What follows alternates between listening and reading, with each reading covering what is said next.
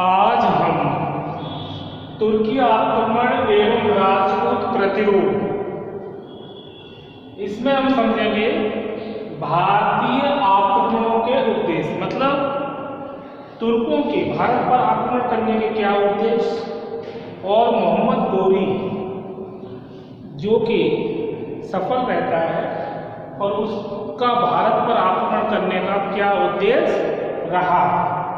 तो ये उद्देश्य साम्राज्य विस्तार करना, पंजाब के गजनवी वंश का अंत करना, धन संपत्ति को प्राप्त करना, धर्म प्रचार की भावना, इस्लाम जगत में प्रतिष्ठा स्थापित करना और भारत पर आक्रमण।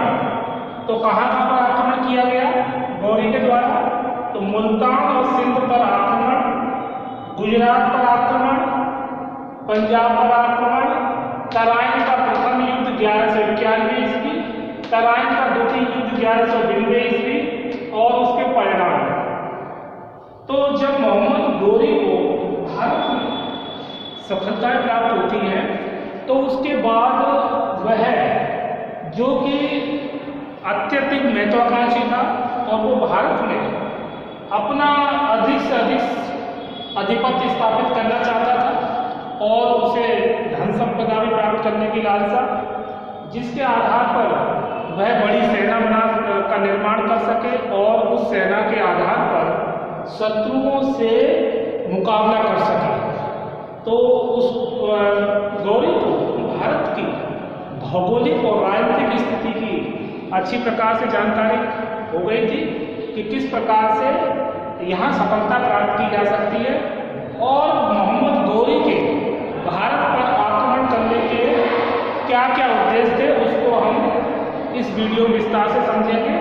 पहला जो भारत पर आक्रमण करने का जो उद्देश्य था वो था साम्राज्य विस्तार। मोहम्मद गोरी अपना अधिक से अधिक साम्राज्य विस्तार करना चाहता था, क्योंकि उसका मानना था कि ज़्यादा विशाल साम्राज्य हुआ तो उससे उसकी और प्रतिष्ठा बढ़ेगी। तो मोहम्मद गोरी एक महत्वाकांक्षी शासक था और गजनी के छोटे से राज्य और सीमित साधनों से वह संतुष्ट नहीं था, क्योंकि उसका मानना था कि ज़्यादा से बड़ा राज्य होगा तो उतनी ज़्यादा उसके प्रभाव में वृद्धि होगी।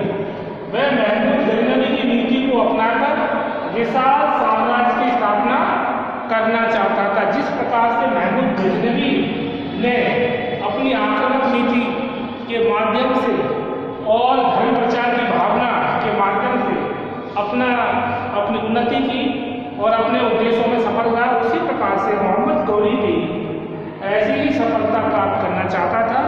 तो उसका पहला उद्देश्य था साम्राज्य विस्तार करना। इसके और नंबर दूसरा है पंजाब के गजनवी वंश का अंत करना। तो पंजाब में जो गजनवी वंश अभी भी अस्तित्व में था और हालांकि गौरी को सफलता तो प्राप्त हो गई थी, लेकिन पंजाब में गजनवी वंश था उसको भी नष्ट करना गौरी चाहता था। तो इसीलिए मध्य एशिया की राजनीति में गजनवी और गौर वंश की शत्रुता लंबे समय से चली आ रही थी। यद्यपि गौर वंश ने उनके पैतृक गजनी राज्य को जीत लिया था। किसने? गौर वंश ने उनके पैतृक गजनी राज्य को जीत लिया, किंतु पंजाब पर अभी भी गजनवी वंश का शासन था। तो जिसका अंत गौरी करना चाहता था कि गौरी की नजरों में गजनवी वंश खटक रहा था और उसका मानना था कि जब कि गजनवी वंश का अंत नहीं होगा तो उसका जो पूर्ण उद्देश्य है वो भी पूरा नहीं होगा। तो दूसरा कारण था पंजाब के गजनवी वंश का अंत करना। तीसरा है धन संपत्ति को प्राप्त करना। गौरी को विशाल सेना निर्माण के लिए अत्यधिक धन की आवश्यकता थी, क्योंकि गौरी का मानना था कि जितनी बड़ी सेना होगी, मजबूत सेना होगी, तो उससे शत्रु का मुकाबला आसानी से किया जा सकता है और शत्रु को पराजित किया जा सकता है। और विशाल सेना के निर्माण के लिए विशाल धन की आवश्यकता है। तो इसीलिए उसने विभिन्न मंदिरों को लूटा और जो पराजित राजा थे उनसे भी उसे धन संपदा प्राप्त हुई। तो ये तीसरा उद्देश्य था भारत पर आक्रमण करने का कि अधिक से अधिक धन संपदा को लूटा जाए, संपत्ति प्राप्त की जाए और जिससे एक बड़ी सेना का निर्माण हो सके और जिससे कि उसकी प्रतिष्ठा में वृद्धि हो। तो गौरी को विशाल सेना के निर्माण के लिए धन संपत्ति की आवश्यकता थी। उनके शत्रु राज्यों में खुरासान, ख्वारिज़्म, उनके जो शत्रु राज्य कौन से थे? खुरासान और ख्वारिज़्म आदि काफी शक्तिशाली थे। तो धन संपत्ति प्राप्त करना गौरी का उद्देश्य। फिर धर्म प्रचार की भावना। गौरी जो था वो इस्लाम धर्म का प्रचार करना चाहता था।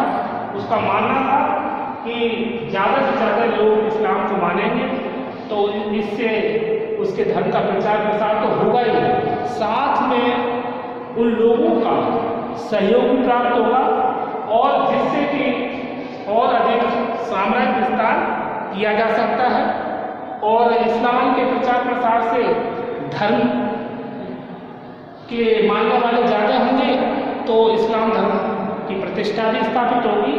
इसीलिए उसने जिहाद का नारा देते हुए अपने धर्म का प्रचार प्रसार किया और लौह रक्त की नीति अपनाई।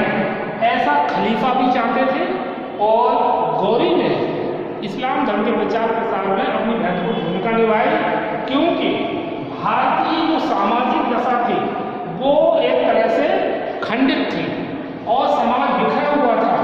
इसी का गौरी लाभ उठाना चाहता था और उसने ऐसा लाभ उठाने में वह सफल भी रहा। तो चौथा कारण है धर्म प्रचार की भावना, गौरी का भारत पर आक्रमण करने के उद्देश्य में। इसके बाद इस्लाम जगत में प्रतिष्ठा स्थापित करना। तो खलीफाओं का आदेश था कि जो जितना इस्लाम धर्म का प्रचार प्रसार करेगा उसे उसकी प्रतिष्ठा बढ़ेगी, उसे जन्नत प्राप्त होगी और ये गौरवपूर्ण कार्य होगा। तो ऐसी ही भावना से मोहम्मद गौरी भी भरा हुआ था और उसने इस्लाम जगत में प्रतिष्ठा स्थापित करने के लिए भी भारत पर आक्रमण किया, क्योंकि भारत में बहुसंख्यक रूप में हिंदू लोग, तो हिंदुओं को किस प्रकार से मुसलमान बनाया जाए ऐसे उसने नीतियाँ अपनाई। जन व धन बल और रक्त लोहों की नीति अपनाते हुए उसने बर्बरपूर्वक हिंदू जनता पर आक्रमण कर उन्हें इस्लाम अपनाने पर मजबूर किया। तो इससे उसे ऐसा लगा कि खलीफा और इस्लाम जगत उससे प्रसन्न होगा और उसकी इस्लाम जगत में प्रतिष्ठा बढ़ेगी। इसी उद्देश्य से उसने भारत पर आक्रमण किया। इस्लाम जगत में गौरी का विशेष सम्मान नहीं था। गौरी अपने वंश को प्रतिष्ठा दिलाना चाहता था और गौर राज्य को उदय हुए अभी ज़्यादा समय भी नहीं हुआ था कि वो गौर राज्य को अभी उसकी स्थापना ज़्यादा समय नहीं हुआ। तो संक्षेप में कहें तो गौरी के आक्रमणों का उद्देश्य राजनीतिक था। इसके बाद भारत पर आक्रमण, तो उसने कहाँ पर आक्रमण किया? भारत में तो मुल्तान और सिंध पर आक्रमण। तो 1175 ईस्वी में गौरी ने सर्वप्रथम मुल्तान पर आक्रमण किया, वहां के शासक को पराजित किया। कुछ दिनों बाद सिंध के महत्वपूर्ण केंद्र उच्च पर आक्रमण कर दिया। कहाँ पर? सिंध। मतलब पहले तो उसने मुल्तान पर आक्रमण किया और उस वहाँ के शासक को पराजित करने में वो सफल भी रहा, और उसके बाद उसने कुछ दिनों बाद सिंध के महत्वपूर्ण केंद्र उच्च पर आक्रमण कर दिया। और यहाँ कौन शासन कर रहे थे? भट्टी राजपूतों का शासन था। फरिश्ता, विद्वान फरिश्ता के अनुसार यह कहा जाता है कि जो भट्टी राजपूत थे उनकी रानी किसी भी प्रकार से गौरी के मतलब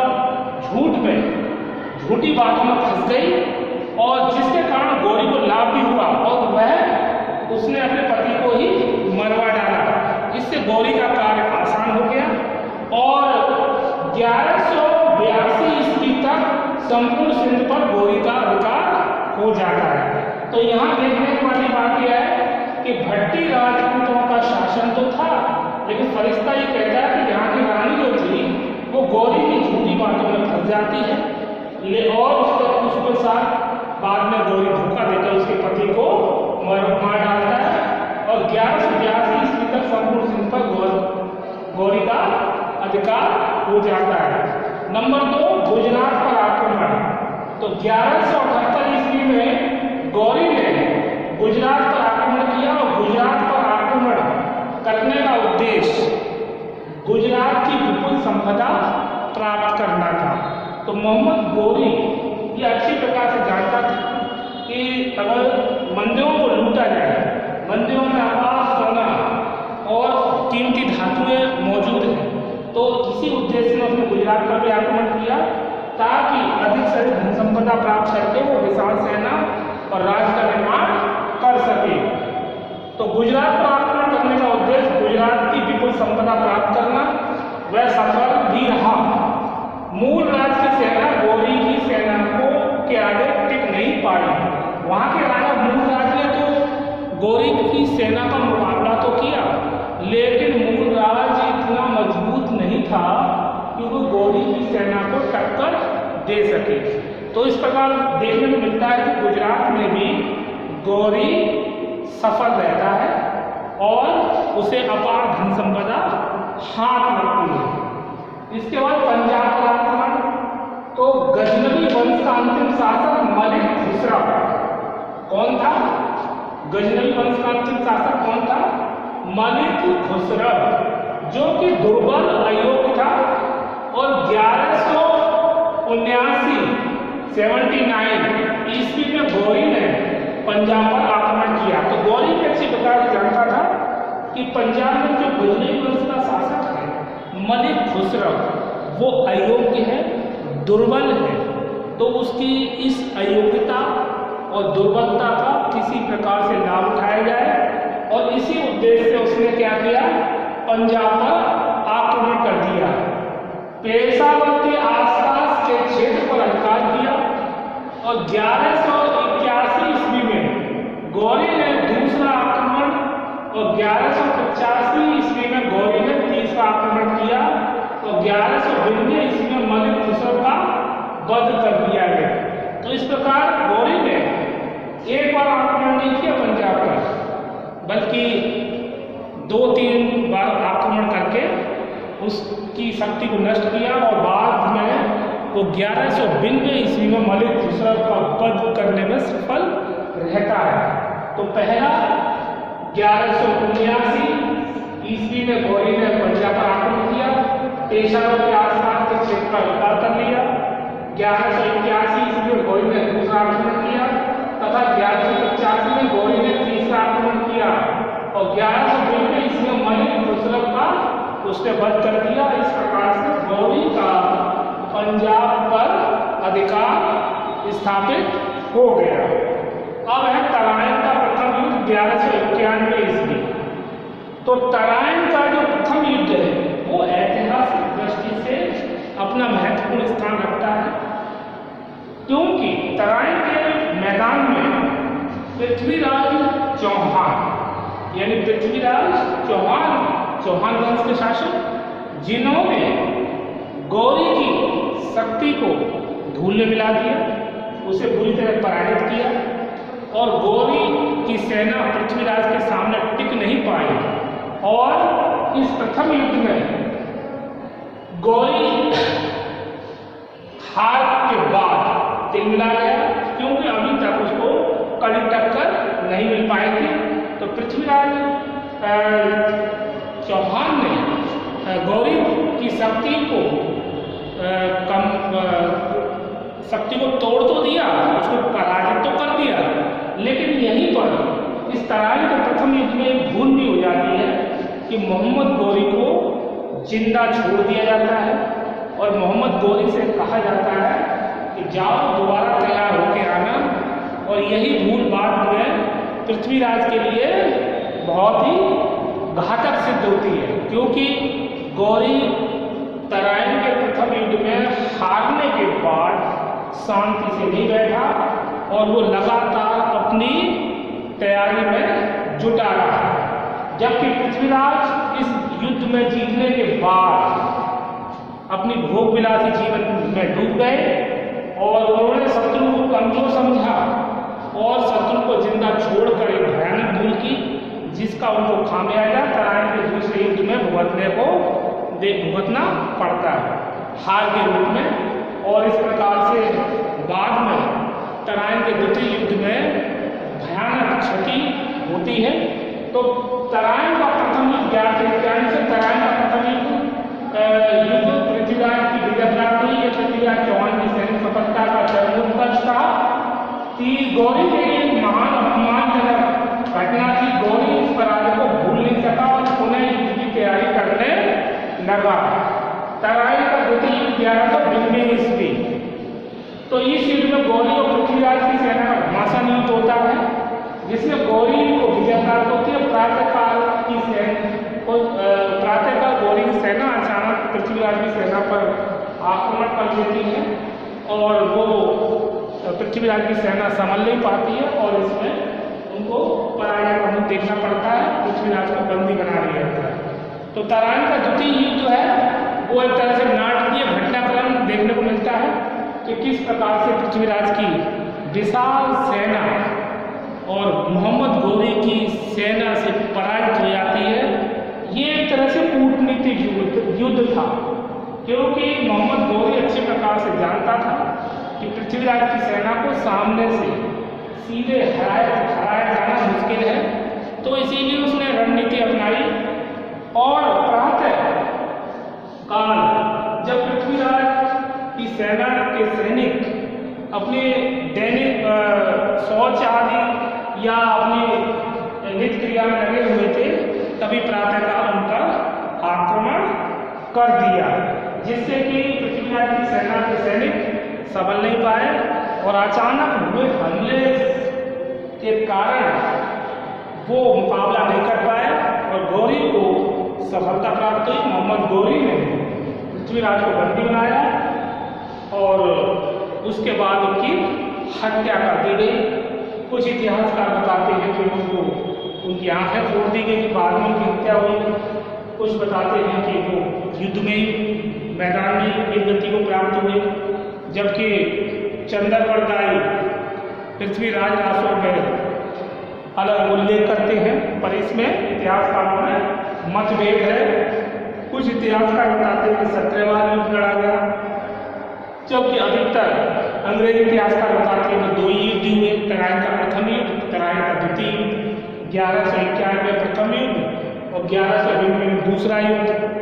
तो इस तराइन के युद्ध का जो परिणाम बहुत ही भयानक निकला।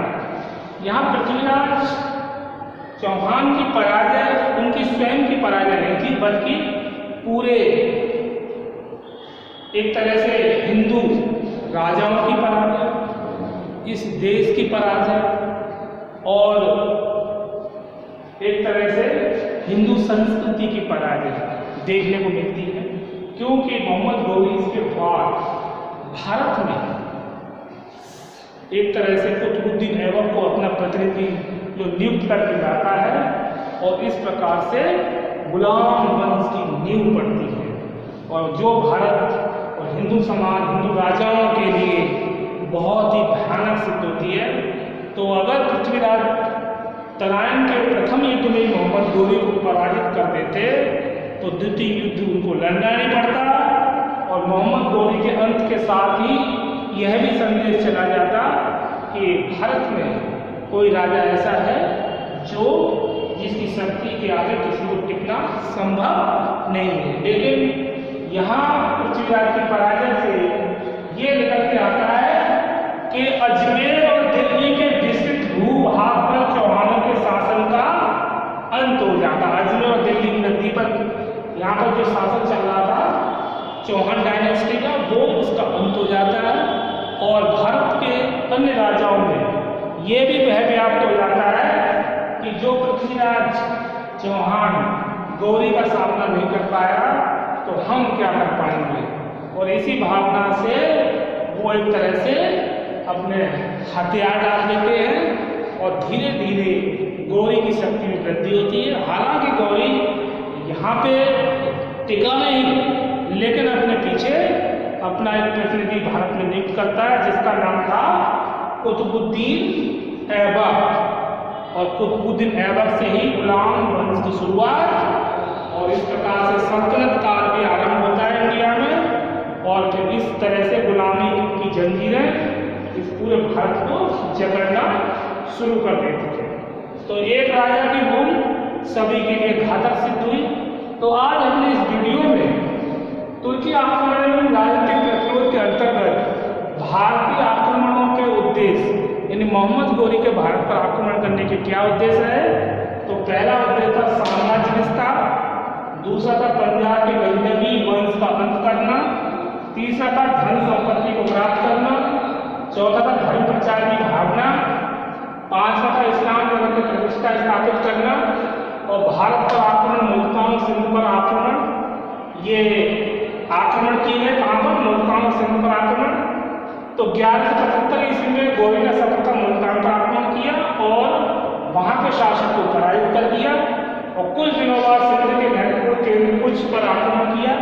यहाँ भट्टी राजपूतों का शासन था। फरिश्ता के अनुसार यहाँ की रानी ने गौरी की झूठी बातों में फंसकर अपने पति को मरवा डाला और 1182 ईस्वी में संपूर्ण सिंध पर गौरी का अधिकार हो गया। गुजरात पर आक्रमण 1178 ईस्वी में गौरी ने गुजरात पर आक्रमण किया। गुजरात पर आक्रमण करने का उद्देश्य गुजरात की विपुल संपदा प्राप्त करना वह चाहता था और वह उसमें सफल भी रहा।